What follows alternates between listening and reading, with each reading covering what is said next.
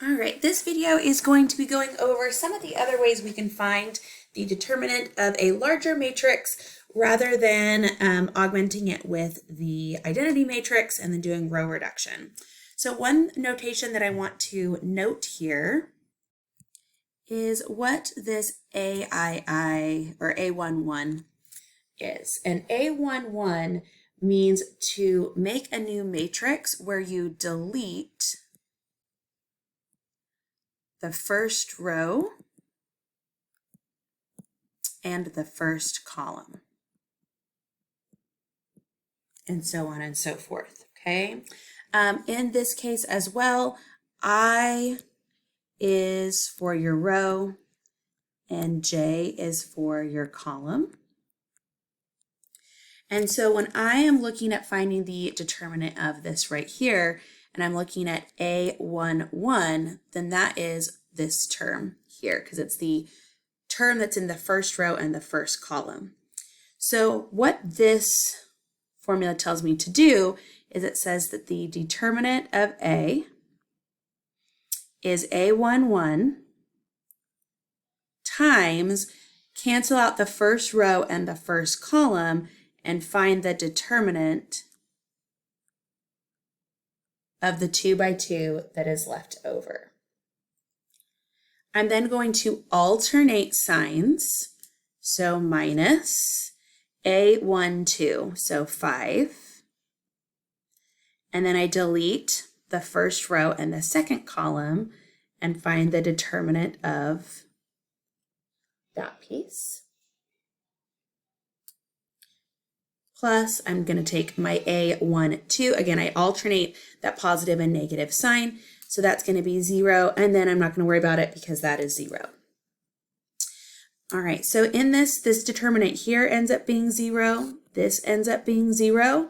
And so I end up getting 1 times the determinant here is 0 minus 2. So my determinant here ends up being -2 using this method.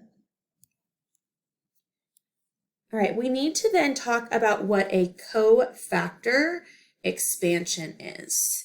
And so the CoFactor expansion is you're going to take the -1 to the ij and then the determinant of ij.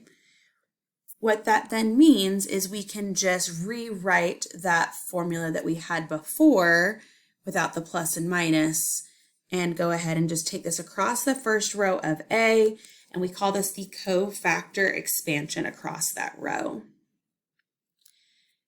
Theorem number 1 says that the determinant can be found by that first row CoFactor expansion. You could also do a CoFactor expansion down the jth column if you think that that is better, okay? And then the plus or minus sign depends on the position. So if you are in a position where I and J ends up being even, then you have positive. And if it ends up being odd, then you have negative. All right, so let's see how this is different on the CoFactor expansion instead.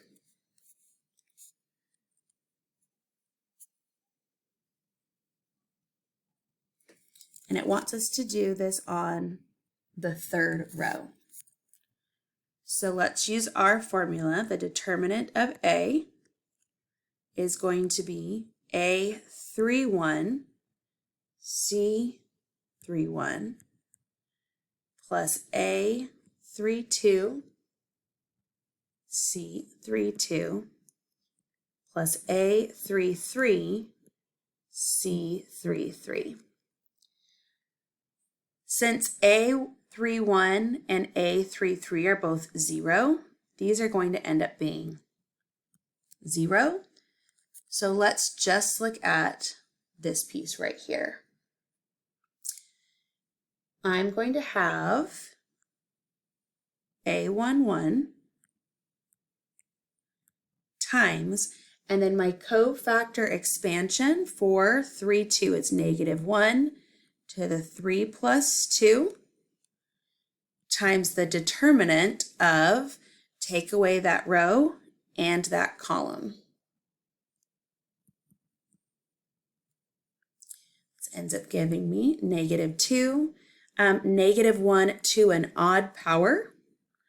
And then this determinant ends up being -1 minus 0, ends up giving us -2. This is the same one we did before, but just wanted to show you a different way to do it. All right, let's look at one more example. Much bigger determinant here. In our last example, we chose the third row because 2 of the 3 places were 0. Here, I'm actually going to do the first column because the only thing that I would end up having in these cofactors is that first piece. So I can say that the determinant of A must be 3 times, and then all of this piece that's left over when I take away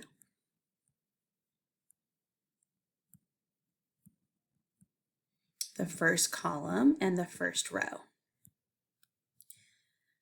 I can do that again with omitting or like doing the cofactor expansion of this row here. So 3 times 2. And these are going to be positives, right? Because they're in that first spot there. And then I need to find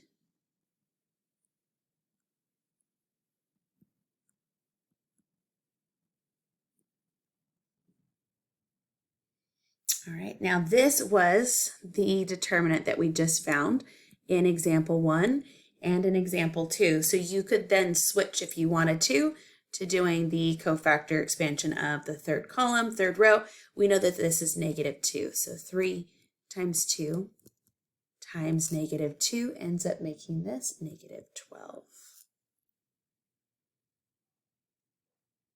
This brings us to our last and final part, okay, which is theorem 2. So if you have a triangular matrix, then the determinant is just a product of the entries on the main diagonal, because you can continue this whole thing down.